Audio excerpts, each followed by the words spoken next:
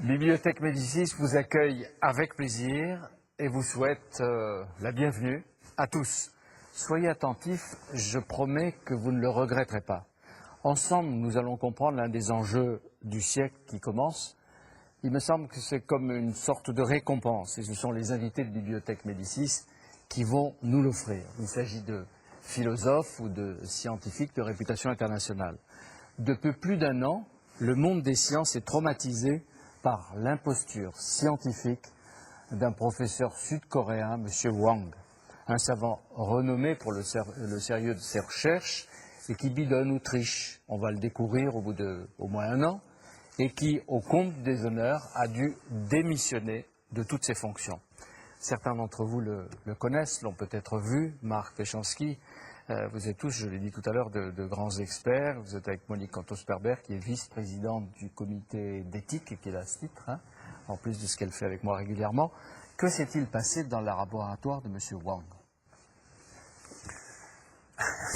Poser la question comme ça, c'est difficile d'abord parce qu'il y a une enquête de justice pour savoir exactement ce qui s'y est passé. Ce qu'on sait, c'est ce qui ne s'y est pas passé. C'est-à-dire qu'il y a eu deux publications, l'une au début de 2004 et l'autre en mai 2005, qui annonçaient la production de lignées de cellules souches embryonnaires, c'est-à-dire d'embryons à partir desquels on avait obtenu des cellules souches immortalisées qu'on pouvait éventuellement utiliser. Donc la création de ces lignées à partir d'un transfert nucléaire, ce qu'on appelle le clonage thérapeutique, de façon générale. Et c'était spectaculaire, d'abord parce qu'en 2004, c'était la première fois que ce transfert nucléaire se faisait chez l'homme, dans des cellules humaines, et puis parce qu'en 2005, c'était la présentation d'une technique qui marchait, sinon à tout coup, du moins suffisamment pour qu'on puisse envisager que ça devienne autre chose qu'une grande acrobatie, que ça devienne un véritable outil dans la biologie moderne. Et toute la communauté scientifique l'a cru. Absolument. Tout le monde l'a cru, il n'y avait pas tellement de raison de ne pas le croire, à partir du moment où ça avait été produit par un scientifique de renommée internationale, dans le cadre d'une activité qui était son activité habituelle. Il avait produit des animaux par transfert nucléaire, il avait une équipe qui travaillait avec lui, dont tout le monde s'entendait à dire qu'elle était remarquable de savoir-faire et de compétences, dans un laboratoire qui était remarquablement équipé, et il ouvrait son laboratoire. C'est-à-dire qu'on a été des dizaines de scientifiques à visiter son laboratoire, à discuter son expérience, absolument. les résultats de ses travaux. On avait en face de nous un scientifique comme nous qui discutait et qui était prêt à envisager des collaborations, donc à mettre ces lignées à disposition des scientifiques du monde, ce qui, d'une certaine façon, l'exposait totalement. Maintenant qu'on sait que ces lignées n'existaient pas, c'était retarder simplement l'échéance de la découverte de la fraude. Et vous avez discuté avec lui quand vous êtes rentré en France? Vous avez fait un rapport et vous avez dit c'est formidable ces recherches? Non seulement j'ai fait un rapport, mais j'ai fait immédiatement une proposition de collaboration. C'est-à-dire que j'ai envoyé au ministère des Affaires étrangères qui m'avait mandaté et à Wang une proposition de collaboration qui tenait compte évidemment de la loi française qui nous interdit d'avoir ces lignées en France, mais qui ne nous interdit pas d'aller faire de la recherche à Séoul. Et donc j'avais prévu avec mon équipe que plusieurs membres de mon équipe iraient travailler à Séoul sur des travaux qui nous intéressaient. Donc comme tous les chercheurs, vous êtes tombés de haut. Oui, c'est de très très haut parce que bon, il n'y a pas simplement le fait d'avoir été trompé par quelqu'un, il y a aussi la perte d'un outil absolument inestimable. C'est-à-dire qu'il faut maintenant retrouver cet outil, il faut aller rechercher de nouveau le transfert nucléaire qui, pour l'instant, n'a jamais été réussi dans des cellules humaines. Vous avez dit, après l'avoir entendu, l'avoir découvert, on se réveille avec la gueule de bois. Oui. Absolument. Les scientifiques se sont gavés de tous les breuvages possibles en entendant que ce clonage était maintenant réalisable et donc ont envisagé, ont rêvé tellement de choses que le lendemain matin, c'était très dur. Et qui a choqué par exemple Alain Fischer ou Jacqueline Mandelbaum? Qu'est-ce qui a le plus choqué? Son soi-disant succès ou que malgré sa renommée, il mente au monde? Moi, je dois dire que les biologistes de la reproduction et de l'assistance médicale à la procréation, ils ont été extrêmement admiratifs et quand même un peu étonnés parce que les taux de succès, en particulier de son deuxième papier, où l'efficacité avait très très grandement augmenté, étaient presque aussi bons que ceux d'assistance médicale à la procréation que nous pratiquons tous les jours, alors qu'il s'agissait d'une technique beaucoup plus évoluée, de clonage thérapeutique, etc. Donc on était un peu perplexes. D'ailleurs, on ne nous a pas beaucoup entendus, mais enfin, bon, les données étaient ce qu'elles étaient, donc on était bien obligés de les prendre telles quelles. Et moi, ce qui m'a beaucoup choqué, et ce qui me choque depuis qu'on entend un petit peu, c'est la succession, la somme de toutes les falsifications qui ont été introduites. D'abord, falsifications sur la qualité des femmes qui ont donné ces ovocytes, qui étaient censées être bénévoles, être volontaires, et tout Rien ça n'était ayant... vrai. Alors, apparemment, Elles rien... étaient, quoi, ses collaboratrices? D'une part, elles étaient ses collaboratrices, donc même volontaires, on peut dire qu'il y a quand même un effet de pression tel que peut difficilement être volontaire éclairé. Bénévole, non, puisque les autres, elles étaient rémunérées pour faire ce don d'ovocytes. On les comprend, parce que c'est quand même très lourd de faire un don d'ovocytes. Ensuite, il y a eu falsification sur l'iconographie, c'est-à-dire que les photos qui ont été présentées apparemment ne sont même pas des photos de cellules clonées, mais tout simplement des photos de cellules obtenues à partir d'embryons de fécondation in vitro classique. Il y a eu falsification sur le nombre même de lignées, puisque certaines n'ont même pas existé, d'autres étaient détruites par contamination avant. La somme... C'est-à-dire qu'il a donc bénéficié de connivence, de complicité à des niveaux Ça veut dire qu'il y a eu importants. toute une équipe jusqu'au moment rédactionnel, depuis la production, depuis l'introduction dans les protocoles, la réalisation des protocoles, et jusqu'à la rédaction du papier. Il y a eu falsification à tous les niveaux. Donc, Et la très triste. consolation, c'est que la vérité apparaît, mais longtemps après. Non, pas longtemps après, justement. Ah, on dit un an, non? Non. Un peu plus d'un an, à vrai dire, puisque la première publication scientifique, c'est 2004, comme l'a rappelé Marc Péchanski, et la révélation claire de la falsification, c'est l'enquête de décembre 2005. Mais en fait, c'est extrêmement rapide. Les doutes. À la fois les doutes et la révélation de la supercherie. Je pense que, sans vouloir faire de l'autoproclamation de satisfaction de la communauté scientifique, néanmoins, on peut remarquer que dans un intervalle de temps très court, dans le contexte de développement d'un événement considérablement innovant en sciences, eh bien, la communauté scientifique, les Coréens eux-mêmes, à vrai dire, ont été capables de découvrir la supercherie. Je pense que d'une certaine façon, c'est rassurant, même si évidemment on est tous effondrés devant l'observation d'une telle affaire. Mais néanmoins, cela montre aussi qu'il y a des mécanismes de contrôle. Inéluctablement, cette affaire devait être découverte, parce que c'est impossible de tenir avec une telle falsification, compte tenu de la nécessité d'échanges qui se font naturellement dans le milieu scientifique. Mais les choses ont été finalement très vite. Il faut rappeler la chronologie. Le deuxième article, c'est au fond celui qui a fait plus sensation, c'est mai 2005, la possibilité de dériver 11 lignées, c'est bien ça, 11 lignées de cellules souches embryonnaires de donneurs différents. Mettons-nous à la place des profanes, par exemple comme moi. Qu'est-ce que ça veut dire? Alors, première Une opération... lignée, 11 lignées. Quelles conséquences ça pouvait avoir si on suivait les recherches du professeur, de l'ex-professeur Wang? Bon, la première opération, c'est le transfert nucléaire, c'est-à-dire ce qu'on appelle le clonage aussi, de manière plus ordinaire, qui a été déjà réalisé à propos de maintes espèces animales, mais jamais à propos d'espèces humaines, qui consiste à faire redémarrer un noyau, une fois placé dans un ovocyte énucléé. Donc là, on obtient une cellule embryonnaire, mais une cellule embryonnaire qui ne résulte pas de deux apports génétiques différents, comme c'est le cas dans la reproduction humaine naturelle et dans l'assistance à la reproduction, dans la reproduction artificielle, ce qu'on appelle la reproduction artificielle. Donc ça, c'était la première percée scientifique, être arrivé à le faire à partir d'une cellule humaine pour obtenir un embryon humain.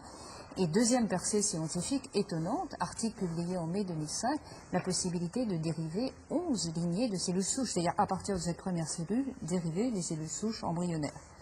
On peut peut-être rappeler pourquoi finalement autant de bruit positif dans un sens et puis fatalement négatif ensuite. C'est à quoi pouvait servir, à quoi servirait si un jour, espérons-le, ce transfert nucléaire est mis au point chez l'homme. C'est que c'est un outil de travail absolument essentiel de la biologie humaine et d'application médicale. Je ne voudrais pas parler de thérapeutique parce que ces perspectives, même si elles existent, sont à très long terme et très incertaines, encore plus aujourd'hui naturellement. Mais il y avait un intérêt immédiat, extrêmement important, qui était de dériver des cellules à partir, par exemple, d'une toute petite biopsie de peau d'un malade atteint d'une maladie grave du développement de son cerveau ou d'un autre organe, et d'arriver à reconstituer, à essayer de reconstituer, donc de comprendre ce qui était anormal dans l'exemple que je prends dans telle ou telle partie du cerveau, à partir de ces cellules obtenues par ce transfert nucléaire, et d'essayer d'en dériver au laboratoire, ce qui est potentiellement faisable, des cellules du système nerveux. Donc c'est un outil extraordinaire de connaissance des maladies pour des pathologies pour lesquelles on a très difficilement accès, évidemment, à nouveau le cerveau. Donc il y aurait des applications rapides. Rapide, Si en ça termes avait été de, vrai. attention, rapide, oui, si c'était vrai, en termes de meilleure connaissance de maladies, je crois que c'est important de bien situer les choses dans le temps. Les applications thérapeutiques dont on a parlé sur un plan théorique, c'est vrai la théorie existe, mais l'application est potentiellement extrêmement lointaine. Mais ne serait-ce que ce premier élément, la connaissance, c'était un outil fabuleux. Moi, je voudrais un tout petit peu tempérer sur Tempère. le progrès de la connaissance, On l'a parce pas, que de le toute façon. progrès de la connaissance, c'est Dolly. C'est la première fois où on a effectivement, on s'est aperçu qu'on pouvait reprogrammer le noyau d'une cellule adulte, différenciée, et le dédifférencier. Là, c'est une application à l'homme, c'est très important, mais c'est une application à l'homme. Mais le deuxième papier par rapport au premier, ce qu'il apportait, c'est qu'il multipliait l'efficacité par 10. Dans le premier papier, il y avait besoin de 10 donneuses pour obtenir une lignée, et dans le deuxième, une donneuse, une lignée. Donc c'est vrai que ça mettait... Et ça aurait dû paraître quand même peu vraisemblable à un moment donné, l'état des choses. Pour paraître peu vraisemblable, il aurait fallu qu'on ait un point de référence. Oui. Or, nous n'avions pas de point de En matière référence. de- À partir du moment où il avait démontré qu'il était capable de le faire, le premier en 2004, et où il apportait un certain nombre d'améliorations techniques que tout le monde, et j'ai été le témoin de ça, pouvait confirmer que son équipe était remarquablement compétente, avec un savoir-faire qui n'existait pas ailleurs, et avec une force de frappe, parce qu'il avait une centaine de personnes autour de lui capables de travailler, on pouvait se dire qu'effectivement, il fallait beaucoup de moyens. D'ailleurs, avec le collaborateur de mon équipe que j'avais avec moi à Séoul, quand on est revenu, on s'est dit, bon, c'est pas pour nous, hein, c'est très difficile, on va travailler avec eux, parce qu'eux, ils savent faire. Donc, l'idée, c'était effectivement, c'est pas simple, mais lui, il a été capable de faire. En revanche, juste pour vous donner l'exemple de l'application, la demande de collaboration que j'avais envoyée concernait une maladie génétique qui s'appelle l'amyotrophie spinale infantile, pour laquelle nous n'avons pas aujourd'hui de modèle de travail pour étudier les mécanismes de la maladie, a fortiori pour aller rechercher des traitements éventuels. Bien. Il m'avait dit au cours de la discussion qu'il avait, depuis le papier de mai 2005, il avait cloné une lignée amyotrophie spinale. Moi, j'ai rebondi tout de suite dessus. Cette lignée m'intéressait pour le travail sur les mécanismes de la pathologie. Une question qu'on pourrait se poser, c'est si les informations que l'on a dans la presse sont justes, c'est Gérald Chatten qui a le premier dit quelque chose ne va pas dans la pratique de Wang, et que se serait-il passé si lui n'avait pas alerté? Qui est-ce? Alors, C'est un scientifique américain qui travaillait avec lui, qui collaborait avec lui depuis plusieurs semaines, depuis mois. longtemps, depuis 20 mois. Mais pourquoi ce professeur Wang, qui pouvait, d'après ce que je lis, un prochain prix Nobel de médecine, s'est discrédité de cette façon? Est-ce qu'il y a des pressions? Est-ce que c'est sur le plan financier qu'il y aurait eu des retombées extraordinaires? Est-ce que c'est la célébrité mondiale? Est-ce qu'il voulait être disposer une sorte de leadership avec son pays? Qu'est-ce qui se passe dans la tête de quelqu'un comme ça, qui ne se produirait jamais chez vous? Non, jamais. Absolument pas. Non, nous, on est complètement désintéressés. Non, Vous n'avez pas de pression de votre nous n'avons gouvernement pour y aucune arriver pression. comme lui? Nous n'avons aucune pression. Il ne nous donne pas de sous de toute façon, le gouvernement. Donc, voilà.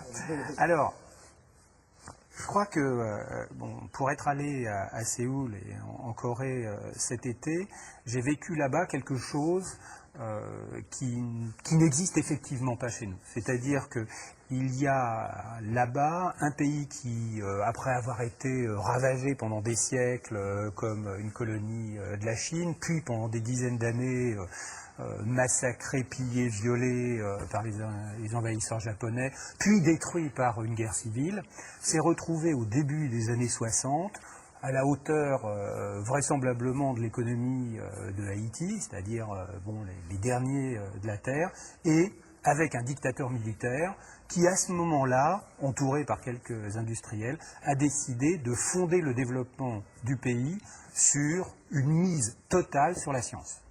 Il faut voir que la Corée du Sud, c'est un pays où le ministre de la Science, parce qu'il s'appelle comme ça, pas le ministre de la Recherche, C'est général. c'est pas du tout, c'est le numéro 3 du régime. Il y a le président, le Premier ministre et le vice-premier ministre, qui est ministre de la Science. Bon, c'est un peu comme si Nicolas Sarkozy était ministre de la Science, plutôt que... Et évidemment, ça change beaucoup de choses. En plus, la Corée du Sud est un pays dans lequel la part de produit intérieur brut atteint les 3%. C'est-à-dire ce qu'on a promis de faire en France et dans les grands pays européens, à Lisbonne, il y a déjà des années, qu'on n'atteindra pas parce qu'on n'arrive pas à décoller de 2%, 2,1% du PIB consacré à la recherche. Chez eux, ils ont réussi à passer les 3%. Donc il y a une sorte de patriotisme Il y a- appliqué aux sciences. Pour moi, Wang, c'est Stakhanov. Stakhanov avec tout ce que ça veut dire de Stakhanov. C'est-à-dire, il n'a pas pioché les 18 tonnes de charbon. Hein. D'une certaine façon, tout le monde le sait. Mais tout le monde veut qu'il l'ait Il y fait. a des au moins là-bas. obligations de performance. Voilà. Et donc, Wang, pour les Coréens, on passait sur tout un tas de choses. En revanche, ils étaient persuadés tous que Wang avait cloné les cellules. Ça, c'est quelque chose qui, effectivement, et ça se traduit d'ailleurs par cette réaction extrêmement brutale maintenant et très rapide de la communauté scientifique coréenne qui a fait tout ce qu'il fallait pour regarder ce qui se passait, et puis maintenant des têtes qui tombent au niveau politique. C'est-à-dire qu'il y a le ministre est tombé, les conseillers la sont tombés, conseillère etc. scientifique a Vient de démissionné tomber. il y a quelques jours. Voilà. Alors, à partir de là, qu'est-ce qu'on fait? Qu'est-ce que vous faites? Qu'est-ce que vous faites? Je dirais Comment d'abord, vous cherchez aussi exceptionnel que soit cet événement, il n'est pas unique. L'histoire des sciences est marquée par des fraudes, et des fraudes qui sont des inventions totales de résultats scientifiques. Encore cette semaine, il y a un nouvel exemple d'un chercheur médecin norvégien qui a inventé complètement des données concernant une corrélation entre un certain cancer de la bouche et l'application de tel ou tel médicament. C'était totalement inventé. Donc c'est pas unique, ça a moins de retentissement parce que dans le cas du chercheur norvégien, le domaine est plus pointu. Est-ce que ça veut dire qu'à un moment donné, ce qui est mal ou ce qui est une fraude devient peut-être une vérité scientifique Non, quelque c'est temps impossible. après? Non, on l'arrête. Ça, On c'est la impossible. Justement, ça, par contre, on peut se féliciter encore une fois de la rapidité. Et là, c'est également le cas de l'exemple du Norvégien où c'est même pas 1 an et demi, c'est 1 mois ou 2 qui ont suffi à découvrir le fait que tout ceci était faux. Donc, il y a des mécanismes de réaction de la communauté scientifique. Par définition, un fait scientifique est un fait reproductible. Là où on aurait peut-être pu, les uns et les autres, après tout, être plus prudents, c'est qu'on n'avait pas encore eu la reproduction par une autre équipe des résultats de Wang. Enfin bon, c'est pas si simple. En plus, il avait a priori développé une technique nouvelle. Mais on est donc dans ce contexte. Donc il n'y a pas a priori de danger que quelque chose se développe sans que ce soit un phénomène scientifiquement fondé. Je voudrais juste ajouter un dernier mot. Attention, ces fraudes existent, c'est un problème de la science, mais il ne faut pas jeter le bébé avec l'eau du bain. La Et puis fraude les existe. pairs sont vigilants. Ouais, ils ne sont pas parfaits, ils sont ce qu'ils sont, mais enfin, c'est pas parce qu'il y a des fraudes en science qu'il n'y a pas de science. Il y a deux essais de Ruven Augien, chez Grasset, la panique morale, et la morale a-t-elle un avenir? Vous voyez, qu'en cette matière, l'éthique a un avenir. Je pense que les conclusions qu'on pourrait, enfin, ce qui est arrivé ne forcerait pas à modifier nos conceptions morales. Je pense qu'on est tous plus ou moins d'accord sur le fait que la fraude n'est pas quelque chose qu'il faut soutenir en général. Mais ce qui est étonnant, évidemment, c'est de comprendre comment, dans un milieu aussi ouvert, avec une compétition aussi forte que dans le milieu scientifique, quelqu'un a cru pouvoir maintenir ce mensonge, et sans raison idéologique. Si on pense à ce que Lysenko, par exemple, avait fait en Union soviétique, l'idée c'était de montrer que l'acquis pouvait être transmis, par exemple. Donc il y avait une véritable raison. Là, on a du mal et à comprendre les motivations du soutien public et ses propres motivations, sachant que le milieu scientifique est très ouvert. Donc c'est plutôt une énigme psychologique qu'une énigme morale. Péchanski a un peu répondu déjà. Plus que de morale, enfin, il s'agit de morale, certainement, mais il s'agit surtout de déontologie professionnelle, là, pour le coup. Et il faut aussi insister sur le fait que tout ce qui a trait au transfert nucléaire, qu'on appelle clonage, même quand il n'y a aucune perspective de faire naître un être humain, attire l'attention des médias de manière presque malsaine. On a l'impression qu'un projecteur est braqué en permanence sur tout ce qui pourrait se faire à ce sujet, et ça peut donner à un scientifique l'idée qu'au fond, eh bien, il peut trafiquer ses résultats et que dans quelques années, de toute manière, il arrivera à le faire. Il faut ajouter que quelques mois après la publication de cet article, en août 2005, il est quand même arrivé à faire ce que personne n'avait fait jusqu'à présent. Pour l'instant, ça n'a pas encore été avéré, ça n'a pas été encore constaté faux, c'est-à-dire cloner un chien lévrier. Personne ne l'avait fait avant. Mais comme le rappelait Alain Fischer, la loi des nouveautés scientifiques, c'est et que si elles ne sont pas reproductibles, eh bien, elles sont inévitablement réfutées et falsifiées. Donc là, c'est d'une certaine manière jouer avec le feu et toujours perdant. Alors aujourd'hui, qu'est-ce que le clonage, Mme Delbois? Et où on en est des opérations, des recherches sur le clonage? Le clonage, il a plusieurs aspects. Il est d'une part le clonage reproductif, qui est le clonage sur lequel travaillent nos amis vétérinaires et qui consiste effectivement à reproduire un individu à l'identique à partir d'un noyau de cellules adultes. Et il est l'autre versant, le clonage thérapeutique, qui est, lui, censé, à partir d'un embryon cloné, dont on va dériver des cellules souches, cellules qui ont des potentialités très grandes et que l'on va pouvoir utiliser pour réparer et qu'on va pouvoir utiliser dans le développement de la médecine régénérative parce qu'elles sont indifférenciées mais capables de se différencier en tous les types cellulaires ou la majorité des types cellulaires. Celui qui est accepté si jamais il peut être réalisé, M. Fischer. Il y a deux types de clonage. Il y a l'utilisation de cellules souches embryonnaires issues d'embryons congelés, embryons pour lesquels il n'y a pas de projet parental, où une loi en France a été votée il y a 1 an et demi qui en donne le principe de l'autorisation avec des restrictions sur lesquelles je passe. Enfin, elle n'a pas été exprimée d'une façon très très plaisante, cette loi, mais on va passer là-dessus. Et on attend 1 an et demi plus tard, toujours le décret d'application. Vous réclamez les décrets. De façon urgentissime. Pour la recherche. Pour la recherche. Bien sûr, vous avez raison d'insister Il est là-dessus. prévu qu'il paraisse à la fin du mois de Espérons-le. janvier. L'idée est que... De 2006, 7, 8... 2006. Espérons 2006. C'est ce qui est prévu. Ouais. On va voir. On va surveiller. Absolument. L'intérêt, c'est donc évidemment des conditions extrêmement réglementées. Il y a une agence qui a été mise en place pour cela, avec des comités qui évaluent les projets. Il puisse être possible de dériver de ces fameuses cellules souches embryonnaires à partir de ces embryons congelés pour lesquels il n'y a plus de projet parental. Mais qui ne sont pas du tout clonés. Ils sont pas clonés. Ils sont pas clonés. Produits naturellement. Qui sont des embryons. Mais, Absolument. Mais les cellules, elles, seront clonées. C'est toute l'ambiguïté du mot cloné qui n'a pas le même sens pour les chercheurs et pour le grand public. Cloner, c'est reproduire à l'identique une cellule. C'est pas reproduire à l'identique strictement un individu. Donc, il y a une quand on ambiguïté. commence par la cellule, Non, pas forcément. le public dira vous commencez par la cellule. Non, mais là, vous dans ce cas-là, pas finissez du tout. Par le chien, le lévrier, peut-être le cheval. Et puis Non, après, justement, il faut bien distinguer. Dans ce ami. cas, avec les cellules Non. souches embryonnaires, on ne clone pas un individu. On a une cellule, un type de cellule indifférenciée à partir de laquelle, au laboratoire, on peut induire le développement de cellules de pancréas, de cellules du cerveau, de cellules musculaires, etc., qu'on pourra, espérons-le un jour, utiliser à titre thérapeutique. Donc c'est une notion différente de celle du, je n'aime pas ce terme de clonage thérapeutique qui induit à l'erreur, l'appelez-vous transfert nucléaire.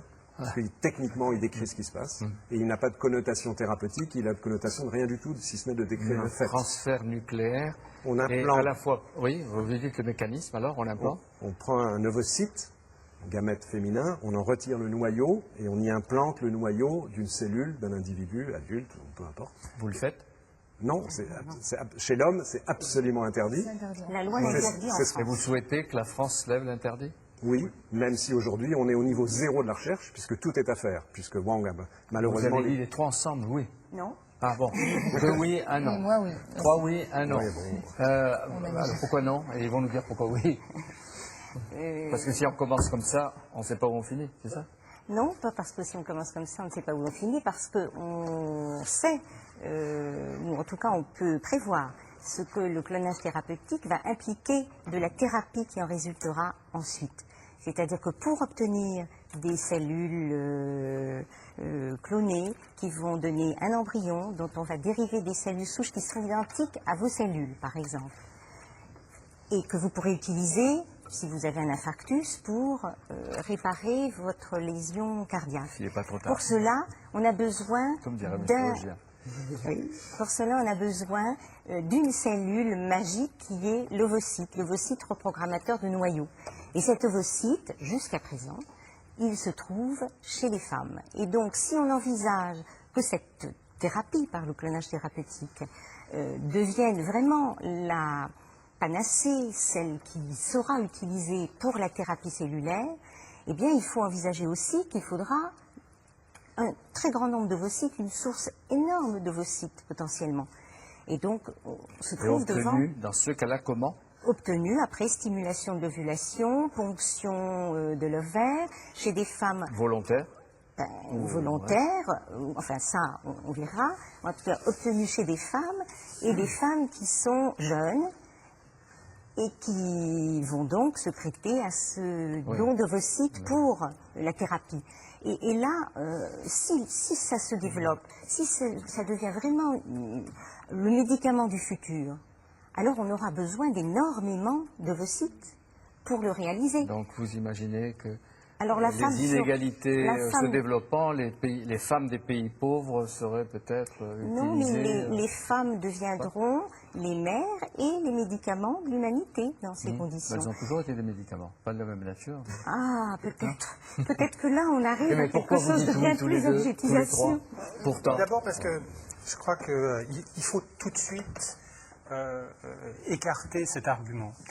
Dans la mesure où nous avons aujourd'hui dans les laboratoires d'autres moyens d'obtenir des ovocytes, pas des ovocytes humains pour l'instant, mais des ovocytes animaux, que la récupération à partir des ovaires chez des animaux femelles vivantes. À partir de là, on peut imaginer très bien que cette recherche, une fois autorisée, parce que pour l'instant elle ne l'est pas, nous permettrait de développer à partir des mêmes techniques, et je vais revenir sur ces techniques, les ovocytes dont nous avons besoin. Il y a 2 ans, une équipe allemande, dans laquelle travaillait d'ailleurs un chercheur français, a publié quelque chose qui a été confirmé par d'autres équipes et quelque chose qu'on attendait. À partir des lignées de cellules souches embryonnaires de souris, cette équipe a produit des ovocytes. Et des ovocytes en grand nombre. Pourquoi on l'attendait? Parce que ces lignées de cellules souches embryonnaires, comme Alain Fischer l'a décrit, elles sont à l'origine de toutes les cellules d'un individu. C'est-à-dire qu'elles vont donner des cellules musculaires, des cellules du cerveau, des cellules de la peau, etc. Et les gamètes. C'est-à-dire que ces cellules, elles vont donner les gamètes, les ovocytes, si ce sont des cellules au patrimoine génétique féminin, ou des spermatozoïdes, si ce sont des cellules au patrimoine génétique masculin. C'est-à-dire que, en théorie, et en tout cas chez la souris, ça a été confirmé, nous avons là une source absolument inépuisable d'ovocytes à partir desquels nous allons pouvoir travailler en recherche réellement sans avoir besoin de demander à des femmes... ça vous rassure? Non, mais je connais parfaitement ces travaux, bien sûr, et je suis tout à fait d'accord pour le clonage thérapeutique qui utilisera tout substitut à l'ovocyte humain qu'il soit, que ce soit les ovocytes générés à partir de cellules embryonnaires, que ce soit éventuellement des modèles cellules humaines, ovocytes de bovins, de lapins, pour la recherche, pour essayer de mettre au point, pour voir plus loin. Tout cela me paraît... Je crois qu'on peut se mettre d'accord. me On va paraît se mettre tout à d'accord fait- sur un terme. tout à fait Ici, bien. ce sera bien. Voilà, on va se mettre d'accord sur un terme, qui est, Je nous voudrais demandons... Juste un tout petit mot. Mais jusqu'à présent, ce n'est pas ce qui a été privilégié, par exemple, par Wang. Il a bien demandé à des donneuses volontaires. Wang, C'est ce qu'il ne faut pas Nous faire. ne défendons pas Wang. feu Wang, Mais je crois, pour le non, moment. je crois qu'on peut se mettre d'accord sur un terme que la loi pourrait reprendre. Aujourd'hui, la loi en France est répressive. Elle interdit toute recherche qui passe par la création d'un embryon humain. C'est-à-dire, quelle que soit la source de l'ovocyte, quelle que soit la source du noyau, de toute façon, nous n'avons pas le droit de mettre l'un dans l'autre. Bien. Manifestement, nous sommes d'accord tous les deux sur le fait que ça n'est pas les bons termes. C'est-à-dire qu'à partir du moment où nous pouvons écarter le danger d'une utilisation des femmes au travers de la ponction d'ovocytes à des fins qui ne sont pas des fins de procréation médicalement assistée, hein, nous pouvons nous mettre d'accord, et donc la loi à la place pourrait être rédigée de telle façon qu'on ne puisse pas, de quelque manière que ce soit, demander à des femmes de donner des ovocytes jusqu'au moment où ces ovocytes sont voués à la destruction. C'est-à-dire, on se retrouve finalement dans la loi française du don, et rien d'autre. Et je ne comprends pas, du coup, pourquoi la loi a été rédigée autrement, puisque cette loi sur le don, en France, elle est très claire, et elle est parfaitement acceptée par l'ensemble de la société. Même, je fais attention de ne pas dire de bêtises, mais même si à partir de cette modification de la loi, si ça allait dans votre sens, on aboutirait à développer du clonage reproductif. Non, alors, est-ce que je peux intervenir là sur ce point? Attendez, Je complète peut-être juste sur après Monique. Je ne parle pas du clonage reproductif, Monique en parlera ensuite. Mais strictement sur le développement de la recherche sur le transfert nucléaire, encore une fois, je préfère ce terme, avec des cellules humaines. En oubliant l'idée qu'il y a une perspective thérapeutique parce qu'elle est trop lointaine, trop incertaine, mais on l'a dit tout à l'heure déjà, il y a un intérêt à créer des cellules provenant de malades avec un certain type de pathologie parce que ces cellules seront des outils magnifiques faisant progresser les connaissances sur les mécanismes de ces maladies et peut-être induiront d'autres thérapeutiques par ailleurs qui n'ont rien à voir avec ces thérapies cellulaires-là. Mais aujourd'hui, soyons concrets, un pays d'ailleurs qui est très pragmatique, la Grande-Bretagne. Il n'y en a pas beaucoup d'autres, mais la Grande-Bretagne est un des pays où la recherche sur le transfert nucléaire humain est autorisée. Il y a, à ma connaissance, une équipe actuellement en Grande-Bretagne qui travaille dans ce domaine, qui utilise un nombre très limité d'ovules et qui est encadrée d'une façon extrêmement stricte. Je pense que c'est une bonne façon de travailler. Il ne s'agit pas, évidemment, et je suis complètement d'accord aussi avec Jacqueline Mandelbaum, il ne s'agit pas, et ce serait scandaleux, d'envisager une utilisation massive d'ovules avec les pressions qu'on pourrait imaginer sur des femmes pour qu'elles donnent ces ovules. C'est absolument inacceptable, mais parfaitement encadré, des projets scientifiques rigoureusement évalués, en nombre limité, posant des questions précises. Aujourd'hui, simplement la faisabilité, puisqu'on est revenu absolument au point de départ. C'est la position britannique que je trouve extrêmement sage, et personnellement, je serais partisan que la France s'aligne sur la position britannique. Alors, si je peux résumer tout ce qui a été dit, est tout à fait remarquable.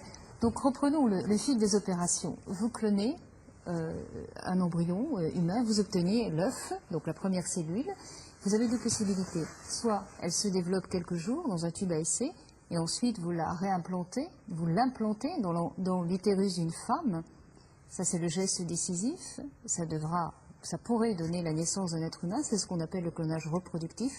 Soit vous cultivez, à partir de cette première cellule, une lignée de cellules souches embryonnaires. Alors, la première voie, le clonage thérapeutique, est pour l'instant interdit par les législations nationales, européennes et internationales également. Et on peut considérer qu'il y a une assez large unanimité, à quelques exceptions près, sur le fait que le clonage reproductif pose un problème moral majeur. Alors, quelles sont les difficultés morales qui s'attachent au fait de cultiver des cellules souches embryonnaires sans intention de réimplantation, c'est-à-dire sans que jamais on procède à l'implantation de ces cellules dans un utérus féminin? Quelles sont les difficultés morales que cela entraîne? Eh bien, ces difficultés morales sont de deux sortes, et elles sont constamment évoquées. La première est de dire, certes, pour l'instant, vous n'envisagez pas la réimplantation dans un utérus humain, mais ça ne pourra pas ne pas arriver. Il y a une sorte de continuité inévitable et incontrôlable du transfert nucléaire à fin de connaissance et peut-être de thérapeutique au transfert nucléaire à fin de reproduction. Deuxième objection morale, d'où viennent ces ovocytes avec lesquels vous allez travailler pour procéder à la conception, à la création de cet œuf originel.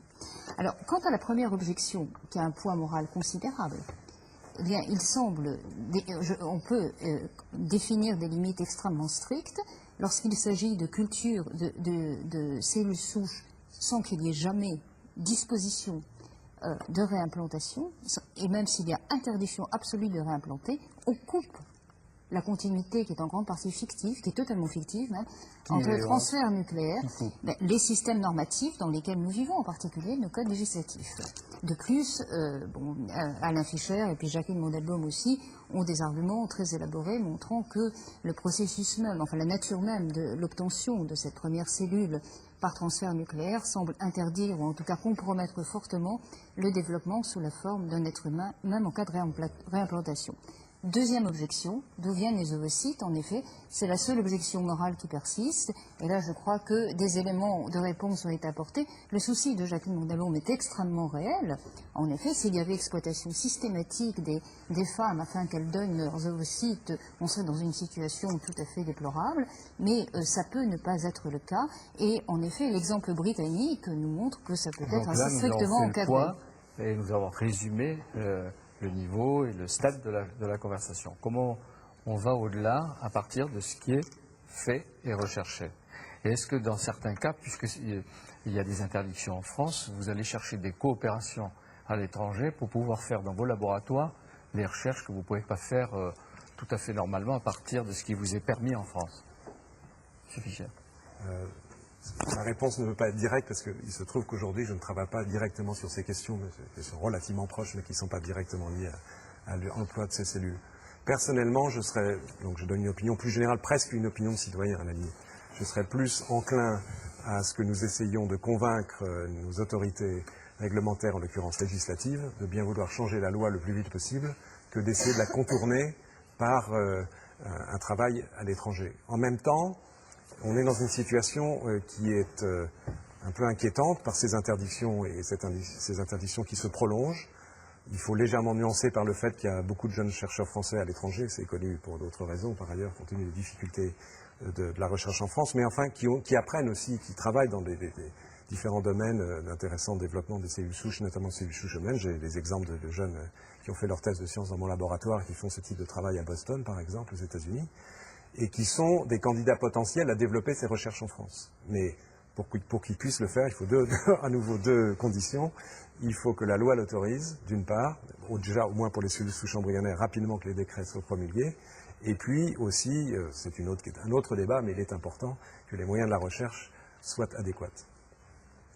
Moi, si on pense que l'utopie est féconde, je dirais que je souhaiterais que finalement on ait une harmonisation des législations, qu'on puisse travailler ensemble sans qu'il y ait des prises de position aussi variées d'un pays à l'autre qui amènent à des tours de passe-passe. Est-ce que c'est d'un pays à l'autre où il y a toute l'Europe qui ressemble à ce que fait la Non, France, non, plus par exemple, l'Angleterre à part? pas du tout. La Belgique, la Suède, l'Angleterre sont très permissives, l'Allemagne, l'Italie sont très restrictives. Donc il y a vraiment... Donc, homogénéité. Oui, une homogénéité, essayer de travailler pour finalement arriver à donner à la recherche et à la santé publique des moyens de thérapie nouveaux et extraordinaires. Et pour ça, on a parlé exclusivement, parce que c'était le sujet du clonage et du clonage thérapeutique, mais il ne faut pas oublier qu'il existe des cellules souches adultes, qu'il existe des cellules souches embryonnaires, que l'on dérive des embryons surnuméraires de l'assistance médicale à la procréation dont les couples ne veulent plus, n'ont plus de projet parental défini pour eux, et que tout ça aussi fonctionne, est en très grande évolution, et que là, on a des perspectives qui sont dans les trois directions, qu'il faut les faire vivre toutes les trois pour arriver à la thérapie la mieux adaptée et au moindre risque. Et qu'est-ce qu'on pourrait soigner dans ce cas si tout marchait, si les transferts nucléaires à terme, les maladies cardiovasculaires, des neurodégénératives. On ne peut pas même rêver ce qu'on pourrait faire avec des lignées dans lesquelles on maîtriserait le patrimoine génétique. Parce que le clonage, le transfert nucléaire, c'est essentiellement une technique qui nous permet de contrôler le patrimoine génétique de lignées de cellules. Ces lignées de cellules vont toutes exprimer le patrimoine génétique qu'on a transféré. À partir de là, toutes les maladies génétiques sont évidemment concernées, puisque par définition, ce sont des maladies dans lesquelles il y a un problème à l'intérieur de ce patrimoine génétique. Ce patrimoine génétique, on ne peut pas l'examiner quand on n'a que quelques patients, ou même quand on a des milliers de patients, mais qu'on n'a pas de modèle utilisable dans les laboratoires. le transfert nucléaire nous permet d'aller chercher le patrimoine génétique chez un patient, de le transférer dans une cellule et à partir de là d'avoir une biomasse considérable dans laquelle on peut aller chercher les mécanismes et on peut éventuellement aller chercher des traitements. Et ça va au-delà. À quel terme ça sera? Ça se fera cette année. C'est-à-dire que pas le transfert nucléaire, mais l'analyse de cellules qui sont porteuses de mutations, c'est en ce moment. C'est-à-dire que ça n'est pas dans 100 ans. Ce qui sera... Ici, en France aussi. Ça se fait en France, ça se fait... oui, mais attention, il y a aujourd'hui, non pas... Oui, c'est ça. C'est ça. Ça n'est pas à partir de transfert nucléaire, c'est à partir de quelques dizaines de maladies qui bénéficient de ce qu'on appelle le diagnostic préimplantatoire.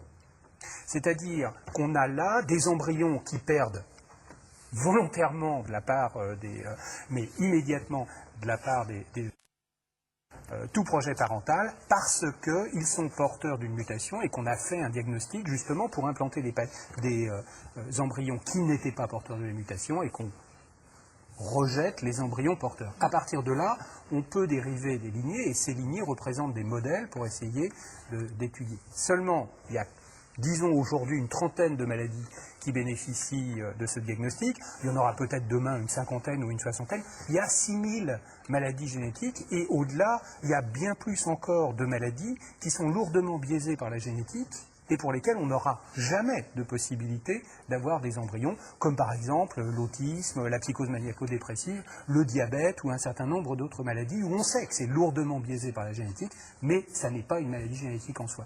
Avec le clonage, excuse-moi, je termine juste, avec le transfert nucléaire, il suffit d'un malade. Vous adoptez sa terminologie. Oui, c'est bien, il est bien. Oui, c'est bien. Encore un petit effort et Mme Mandelbaum le fera aussi.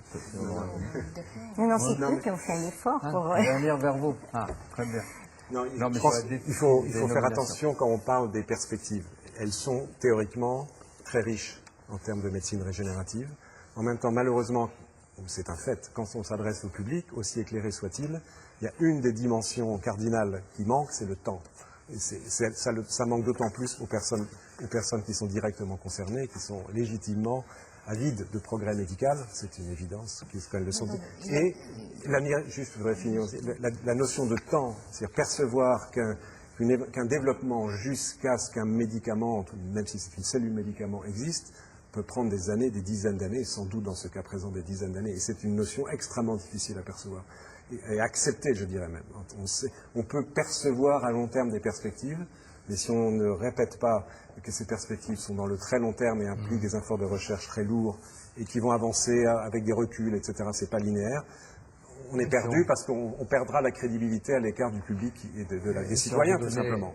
Et du monde politique aussi. Si on vous offrait les moyens que vous réclamiez tout à l'heure avec Marc Péchanski, est-ce que ça irait plus vite?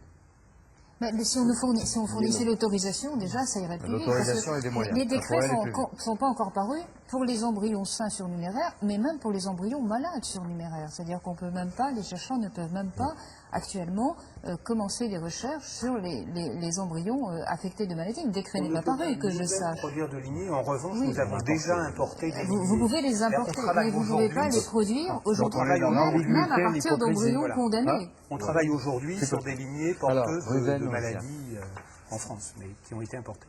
Ce qui pourrait être frappant, c'est la résistance à tant de merveilles médicales. Pourquoi finalement ces autorisations sont si difficiles à obtenir? Pourquoi ça serait le point de vue du citoyen, c'est difficile à comprendre si toutes ces choses sont à notre portée. Alors évidemment, il y a cet argument qui semble marcher plus pour le clonage que pour d'autres choses, c'est celui de la pente savonneuse, la pente glissante. On a toujours l'impression que si on commence par quelque chose qui est fantastique, comme ce que vous évoquez, on va finir par quelque chose d'affreux. Alors, le clonage reproductif, les armées de brutes, etc. Et comprendre pourquoi l'idée, comme vous le disiez tout à l'heure, d'une recherche qui soit encadrée, limitée, semble ne pas pouvoir résister aux réactions de panique me paraît assez étonnante en ce qui concerne le clonage. Et peut-être une des raisons, c'est parce que l'aboutissement, c'est-à-dire le clonage reproductif humain, considéré comme un crime contre l'espèce humaine, a été tellement diabolisé que du coup, si on avait eu une réflexion plus saine aussi sur le clonage reproductif humain, sur ce qui risquait d'arriver, pour se dire que finalement, c'est peut-être pas si grave, si dramatique que ça, il est possible aussi que Ça, c'est le goût du paradoxe, sans doute, monsieur. Mais voilà. expliquez que pour vous, Ouais, n'est-ce pas si grave? pour vous, alors le philosophe, qu'est-ce qu'il dit? Pourquoi ce ne serait pas grave, alors que la plupart des gens vivent avec à la fois ce fantasme, et vous dites vous-même, cette panique, on a l'impression qu'on perd la raison, elle dit qu'il va y avoir une copie de soi-même ou Il du faut, voisin. quand on essaie de se poser cette question de la réaction, enfin, la difficulté de penser l'encadrement, donc la fin, pourquoi, eh bien, je ne suis pas le seul, hein, de toute façon, je n'appartiens pas non plus à la secte des Raéliens, c'est juste une réflexion sur quel genre de droit serait atteint et quelles seraient les conséquences qui seraient intolérables si le clonage reproductif, qui sera encadré aussi, de la même façon que la recherche, dans quelle mesure et pourquoi. Tiens, justement, regardez, le double de Ruvin-Augien, ça vous ferait rien? Mais je sais Et pas est-ce que ce serait la copie? est-ce qu'il y a quelque chose de si effrayant dans pas une copie, dans la ressemblance Oui, c'est pas une raison. Monique, enfin, si vous voulez, et dans le double, lequel serait le plus réel? Ce ne serait pas une copie, en tout cas beaucoup moins une copie qu'un jumeau, qu'à l'intérieur d'un jumeau, il y a une relation de copie à copie. Mais enfin, le fait que ce ne soit pas une copie ne lève pas, à mes yeux, les objections morales qu'on peut avoir à l'égard du Laissons-le clonage finir, vous lui reproductif. répondrez. Donc, laissons Il est dans Ruben, l'horreur, d'ailleurs, laissez-le exprimer progresser. ses arguments. peut-être une des façons de comprendre le genre d'objection que je pourrais avoir, c'est de réfléchir sur la loi qui interdit le clonage comme un crime contre l'espèce humaine. Qu'est-ce que ça signifie exactement, un crime contre l'espèce humaine, et pourquoi cette qualification a été retenue? Alors d'abord, on peut dire qu'elle s'oppose à une certaine tradition philosophique qui existe depuis les Lumières, où le crime ne porte que sur des personnes concrètes. Il faut qu'il y ait des victimes. Là, l'espèce humaine est une abstraction, c'est un peu comme commettre un crime contre la religion, la morale, des blasphèmes, des sacrilèges. Quelle est la victime exactement? C'est un être à naître, il n'est pas encore là. Lorsqu'on parle, c'est pas comme tuer quelqu'un, le torturer, le massacrer. Donc c'est simplement l'idée même de concevoir un être, et un être vivant, un être qu'on préfère être en bonne santé. D'ailleurs, la notion de clonage n'est pas nécessairement associée à celle de sélection génique. Moi, je peux essayer de me reproduire, ça ne sera pas ce qu'il y a de mieux dans l'humanité, mais c'est quelque chose qui serait possible par cette technique. Rien ne délire et il est modeste. Rien ne dit qu'elle... Bon, donc l'idée c'est que au fond on ne voit pas quelle est la victime de ce crime. Alors on dit que c'est l'enfant, bon, c'est au nom de l'intérêt de l'enfant, qui est tout autre chose. Parler de crime contre l'espèce humaine, c'est pas la même chose que dire que les enfants qui naîtraient par cette technique risqueraient d'être lésés. Parce qu'en fin de compte, on pourrait se dire, est-ce qu'il est pire de naître en bonne santé par clonage que de naître handicapé parce que des parents, après avoir consulté une échographie, ont décidé quand même de mettre au monde un enfant atteint d'une maladie grave. Donc, en fin de compte, l'idée du crime contre l'espèce humaine me paraît une qualification trop vague, trop générale, on ne sait pas ce que ça atteint. Quand on essaie de la rendre plus concrète, elle porte en fait sur l'intérêt de l'enfant, sur l'intérêt de l'enfant, quand vous voyez les discussions, et sur cet intérêt de l'enfant à venir, pas d'un enfant existant, en réalité, on n'a aucune véritable idée de ce que ça ferait, est-ce que ça serait pire que des jumeaux qui viendraient au monde? Je ne crois pas. Il y a aussi une question de proportionnalité de la peine. Il faut savoir que le crime contre l'espèce humaine est puni de 30 ans. On laisse délirer encore, on arrête. 30 ans d'emprisonnement, de 30 ans d'emprisonnement et de 7,5 millions d'euros d'amende. Donc c'est essayer de faire venir quelqu'un au monde vivant Ruben, et pire que de... Vous imaginez l'humanité dans ce cas? Mais je l'imagine, il n'y a aucune raison d'accepter cette technique sans qu'elle soit encadrée. On pourrait par exemple envisageons par exemple une situation dans laquelle on aurait un peu plus confiance dans nos lois, qu'on ne penserait pas que la pente glissante joue toujours contre l'humanité et qu'il n'y aurait que des couples stériles qui pourraient avoir accès à cette technique, que l'enfant ne serait pas, ce serait disons un accouchement, un peu comme dans le don de sperme, l'enfant ne saurait pas comment il a été fabriqué, il aurait les mêmes droits que n'importe qui d'autre, et puis on assumerait aussi que la technique est parfaite. Qu'est-ce que vous auriez contre? qu'est-ce qui vous semblerait... Vont vous le dire. Mais d'abord, Alain Fischer, Marc Fessenski, Madame Moi, je veux bien Mandelbaum. éventuellement concéder le fait Et Monique, qu'il ne dans faille votre pas genre. parler de crime contre l'humanité à propos du clonage, oui, ou de l'espèce humaine, contre le clonage reproductif, que c'est peut-être employer les mots un tout petit peu trop fort, mais je ne vous suis pas plus loin. Le reste, pour moi, je le considère comme non acceptable, parce que je pense que vous faites complètement abstraction du libre arbitre de l'existence en tant qu'individu autonome de l'enfant qui naît dans ces conditions. Au passage, c'est une incidente, mais techniquement, il se trouve en plus que vous avez créé le modèle, mieux vaut avoir un enfant en bonne santé issu d'un clonage reproductif qu'un enfant qu'on laisse naître alors qu'on sait qu'il a une anomalie génétique. En l'occurrence, il se trouve en plus que c'est pas exact, on y a fait allusion tout à l'heure, c'est qu'un clonage reproductif aurait au mieux donnerait naissance à un enfant s'il arriverait à naître, mais c'est un enfant qui a de grandes probabilités d'avoir une maladie grave et de décéder précocement. Bien sûr, mais là on serait d'accord. Mais il faut aussi donner la réalité, je dirais, scientifique en l'occurrence, si tant est qu'il y ait réalité, mais ce qu'on peut en pressentir. Et je suis un tout petit peu gêné. Mais je n'ai pas vu quel était votre argument contre le... Alors l'argument fondamental, c'est je pense que reproduire à l'identique le patrimoine génétique d'un individu, donc créer son double, et donc ce double n'a pas l'autonomie, le libre arbitre, n'est pas un individu plein et entier comme c'est le droit de tout individu, de tout enfant à naître. Je pense que ce point est absolument irrévocable. Pourquoi pensez-vous que deux individus, même s'ils avaient le même patrimoine génétique, ils vivraient dans des environnements sociaux différents, comme ce serait le cas entre les parents, évidemment, puisque le père est celui qui serait en fait son jumeau, mais qui aurait un statut social d'enfant. Si le père est né dans les années, je ne sais pas, 50 ou 60 et l'enfant dans les années 90, comment voulez-vous que l'environnement social soit le même et que la personne soit identique? C'est mal à comprendre. C'est pourquoi moi je ne suis pas d'accord. Je trouve que c'est effectivement une atteinte à l'espèce humaine parce qu'elle l'atteint dans quelque chose de fondamental qui est que c'est une espèce à reproduction sexuée qui permet la diversité, le mélange des gènes, la biodiversité, et qui permet effectivement que chaque être humain est unique et totalement différent d'un autre. Je ne vois qu'une justification au clonage reproductif, si on veut aller dans le délire comme vous. C'est le moment où une humanité... Non, mais je ne suis pas d'accord. C'est le moment... Je vais finir quand même. C'est le moment où l'humanité serait vouée à disparition parce qu'elle ne pourrait plus se reproduire et que le seul moyen qu'elle aurait de se reproduire serait le clonage reproductif.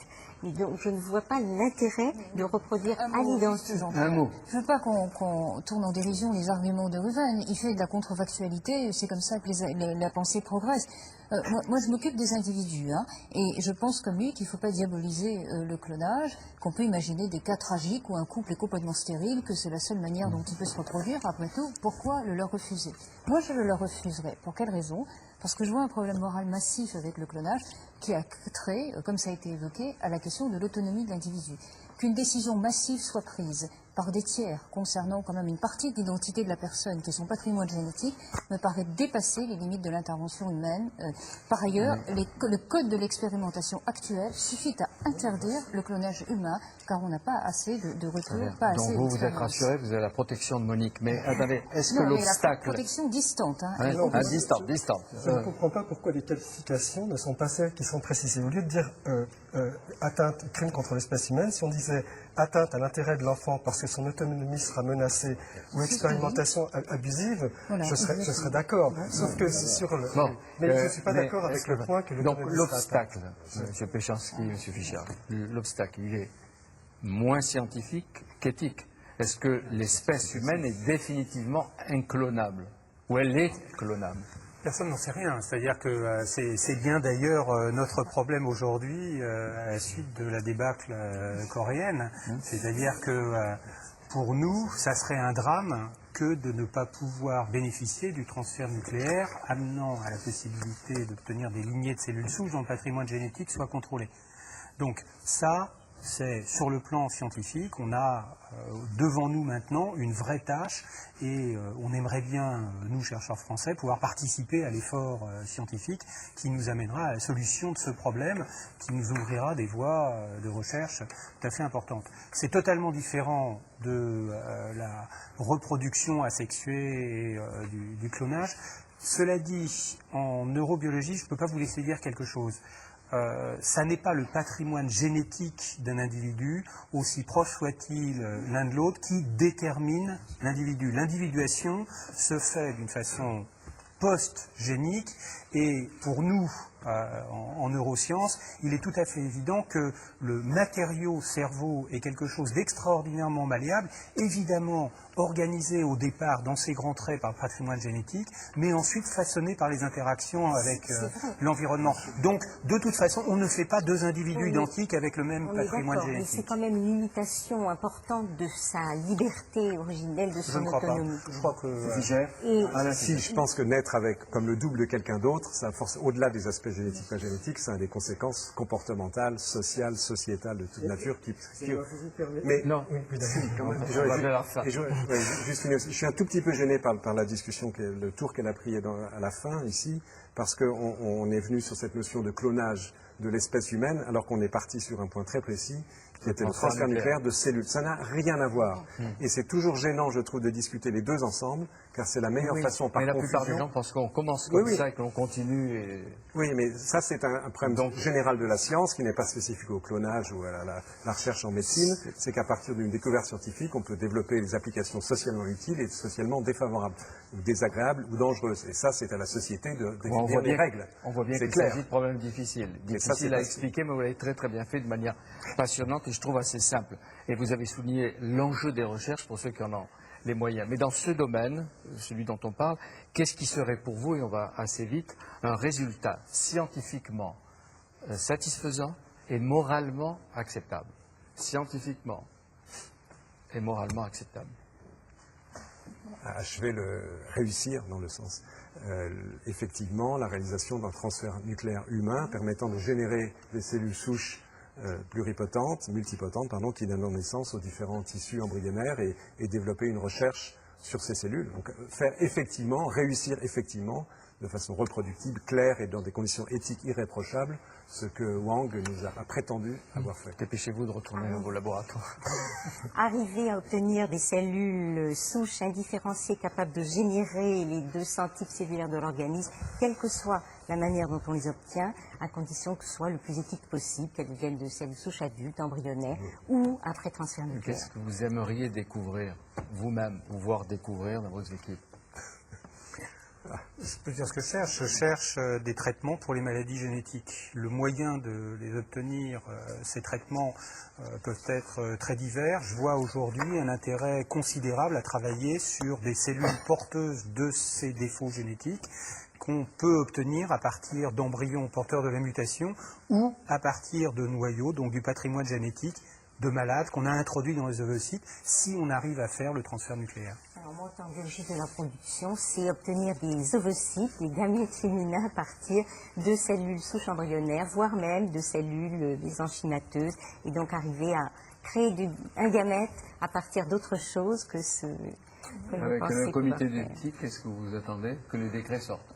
Que les décrets sortent, que puisse se faire la Pour les aider. recherche sur les cellules souches embryonnaires en France, quelle que soit leur origine, embryons surnuméraires, sains ou pas sains, et embryons obtenus par transfert nucléaire. Et moi, je travaille dans le domaine des maladies génétiques du système immunitaire, la façon dont on se défend contre les infections. Donc, je dirais que cette recherche-là est importante parce qu'elle nous permettra aussi de progresser dans la compréhension et les traitements. Mais j'élargirai le sujet en disant que il ne faut pas oublier que ce n'est pas la seule façon de progresser en médecine. Il ne faudrait pas que les téléspectateurs pensent que le clonage, les cellules souches de diverses natures, c'est la seule voie de recherche de la médecine. C'est une voie très importante pour l'avenir. Il y en a d'autres. Par exemple, les médicaments très classiques. Il y a des méthodes nouvelles, extrêmement performantes, permettant de découvrir de nouveaux médicaments grâce au progrès de la recherche fondamentale. C'est une voie de recherche extrêmement importante. Il ne faut pas que l'une cache l'autre. On doit explorer toutes les voies. Les problèmes sont suffisamment difficiles. Merci à vous tous. C'était Bibliothèque Médicis, l'émission réalisée par Philippe Lallemand avec Monique Cantos-Perber, Anne-Marie Moreau, Cynthia Fleury et tous les experts qui nous ont conseillés. Si je les ai bien entendus, ce n'est pas la dernière émission que nous consacrerons à de tels sujets. La science et la recherche progressent, parfois avec des résistances, parfois avec des obstacles de nature normative, politique. Quelquefois, elles ralentissent car la société ne peut pas tout absorber, mais elles reprennent forcément, inévitablement, me semble-t-il, en vous écoutant, leurs avancées. C'est la destinée et c'est le chemin de la science.